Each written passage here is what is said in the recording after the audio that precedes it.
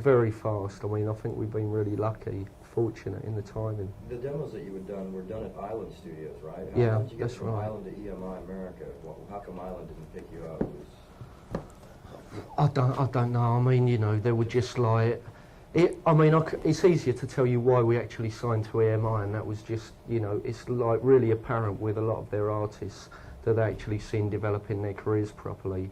So, I mean, that was why we actually signed to EMI in England, and then from there, EMI America wanted to take us up.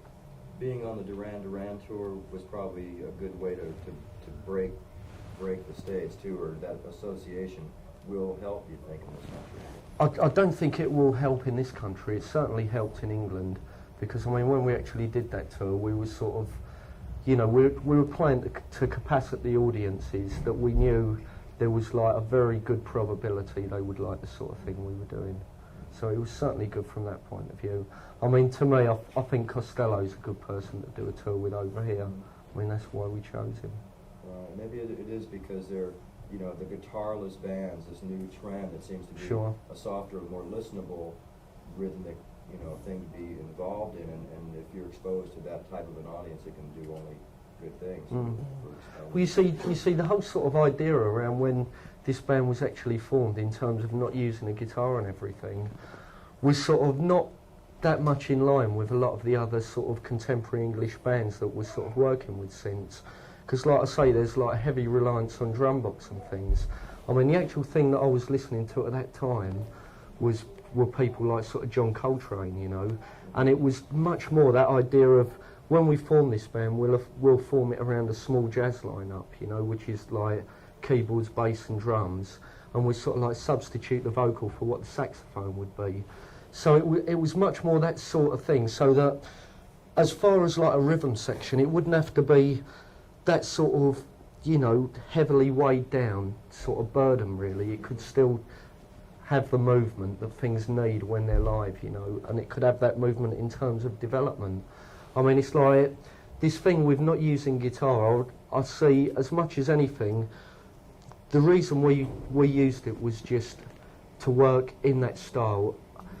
It's like, although guitars seem to be redundant at the moment in England, I'm sure it is purely a phase, and I'm sure like when we actually start working on our next album, there will be ways we will bring guitar in. I mean, not to the extent we're going to be sort of foreign or anything. Right. No reliance on amplification. Sure.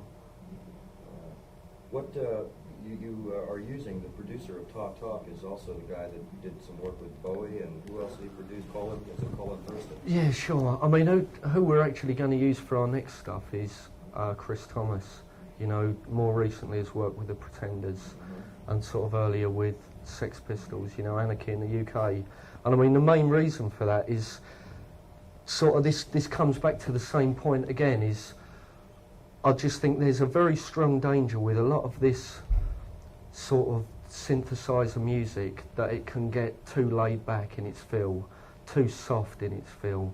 And the reason why I think Chris Thomas is like a really good choice of producer to use in the future is because, taking sort of Anarchy in the UK as an example, he's actually transferred that power onto vinyl, and at the same time, taking the Pretenders as an example, he sort of really goes for a strong vocal sound. That's interesting. I'm always curious to know how the band names themselves. How Talk Talk originated. Well, Talk Talk was actually written at the time the band formed. It was written almost to within a couple of days of the band forming.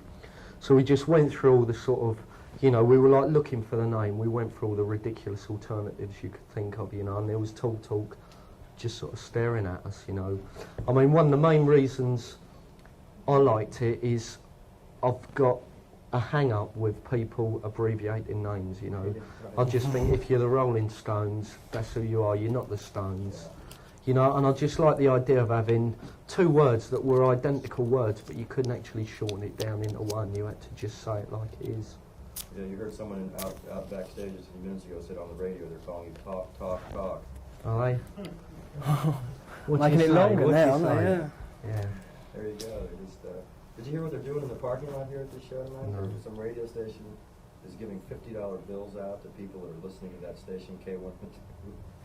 So I hope that people. Yeah, I'll get out there now and do it. Just sitting in your car, they're going to be driving through, and if you're in your car listening to their radio station, they'll be getting $50 bills out. So you have to turn it up to draw these people in, throwing out some $50 bills.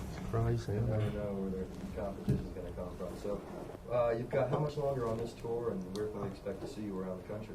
Well, we've got about another 4 dates on this tour.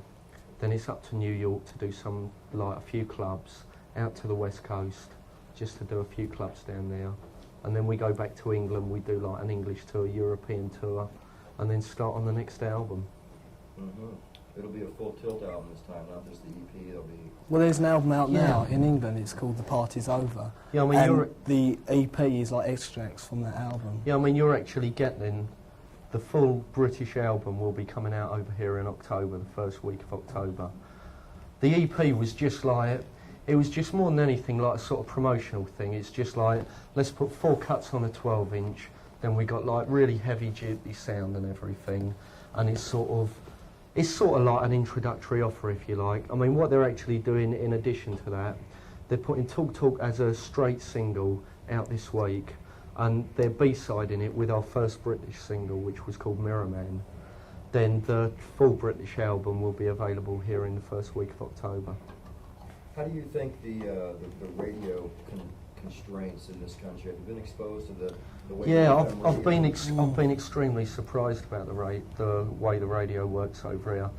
What it actually seems like is happening is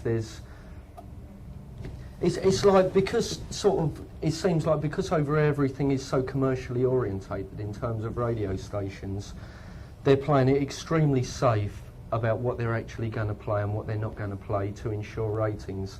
I mean, when I went out to Los Angeles a couple of months ago, I went down and visited K-Rock, and I was really sort of pleased to actually see, you know, the way they're sort of experimenting in terms of what they're playing.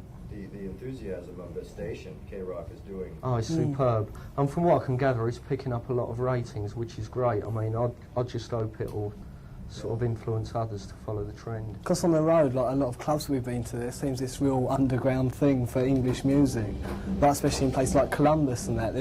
They don't like Leonard Skinner and Led Zeppelin. They want to hear the records, but they can't hear it. So you know. It's American radio is in that position right now. They don't know which way to go. There's a backlash of new product, new bands that want to be heard, and there's change tape, and they're just not getting